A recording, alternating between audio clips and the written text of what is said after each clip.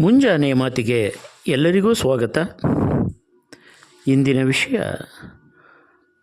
ಜೀವನ ಸೂತ್ರ. Steve jobs ಅಂತ ಒಬ್ಬವ ಇದ್ದ, ಆ್ಯಪಲ್ ಕಂಪನಿ ಮಾಲೀಕ. ಆತನಿಗೆ 33 ವರ್ಷ ಆಗುವವರೆಗೂ ಕೆಲಸ ಸಿಕ್ಕಿರಲಿಲ್ಲ. ಕೆಲವು ಕಡೆ ಅವನನ್ನು ಕೆಲಸದಿಂದ ತೆಗೆದುಹಾಕಿದ್ದರು.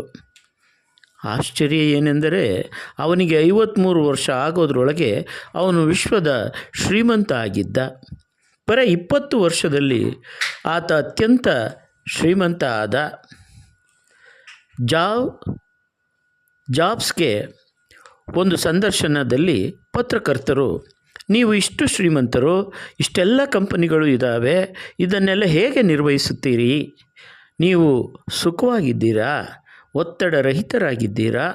ಈ ಸುಖದ ಸೂತ್ರ ಏನು ಎಂದು ಕೇಳಿದರಂತೆ. ಅದಕ್ಕೆ ಸ್ಟೀವ್ ಜಾಬ್ಸ್, ನಾನು ರಾತ್ರಿ ಮಲಗುವ ಮುಂಚೆ ದೇವರಿಗೆ ನಮಸ್ಕರಿಸಿ, ದೇವರೇ, ಇದು ನನ್ನ ಕೊನೆಯ ನಮಸ್ಕಾರ, ನಿನ್ನ ಸಾಮ್ರಾಜ್ಯದಲ್ಲಿ ಇವತ್ತು ಒಂದು ದಿನ ಬದುಕಲು ಅವಕಾಶ ಕೊಟ್ಟೆಯಲ್ಲ, ಅದಕ್ಕೆ ನಮಸ್ಕಾರ, ಧನ್ಯವಾದ ಅಂತೀನಿ. ಅಕಸ್ಮಾತ್ ಬೆಳಗ್ಗೆ ಎದ್ದರೆ ಮತ್ತೆ ದೇವರಿಗೆ ನಮಸ್ಕರಿಸಿ, ಏನು ಕರುಣೆ ದೇವರೇ ನಿಂದು, ಇನ್ನೊಂದು ದಿನವನ್ನು ಕೊಟ್ಟಿದ್ದೀಯಲ್ಲ, ನಿನಗೆ ಚಂದ ಎನಿಸುವ ಹಾಗೆ ಇವತ್ತು ಬದುಕುತ್ತೀನಿ ಅಂತ ಉತ್ತರಿಸಿದ. ಇದು ಸುಖದ ಸೂತ್ರ. ಮನುಷ್ಯ ನಿಶ್ಚಿಂತನಾಗಿ ಬದುಕುವುದನ್ನು ಕಲಿಯಬೇಕು. ನಮಗೆ 2 ಮಕ್ಕಳಿದ್ದರೆ ಟೆನ್ಷನ್. ಆದರೆ ಇದೇ ರಾಜ್ಯದಲ್ಲಿ ಒಬ್ಬ ಯೋಗಿಗಳು ಬರೀ ಜೋಳಿಗೆ ಹಿಡಿದು 10,000 ಮಕ್ಕಳನ್ನು ಸಾಕಿದ್ದರು.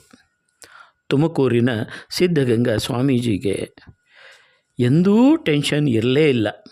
111 ವರ್ಷ ಅವರು ಬದುಕಿದ್ದರು.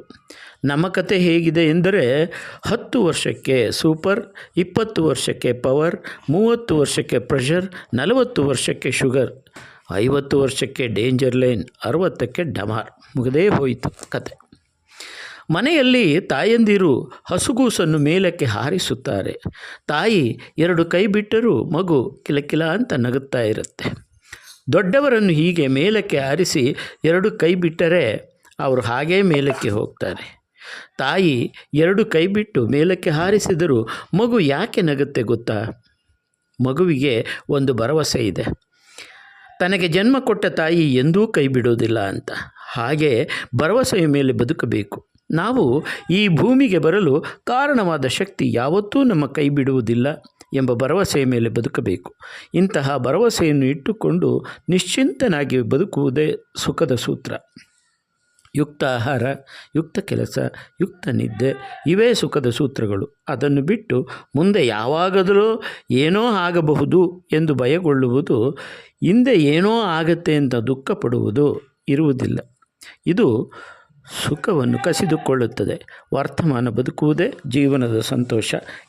ಕೇಳಿಸಿ ಸಮಾನ ಮನಸ್ಕರಿಗೆ ಇದನ್ನು ಕಳಿಸಿ. ನಮಸ್ತೆ, ನಾನು ನಿಮ್ಮ ಶ್ರೀಕಂಠೇಶ್, ಪರಿಸರ ಪ್ರಿಯ, ಮೈಸೂರು.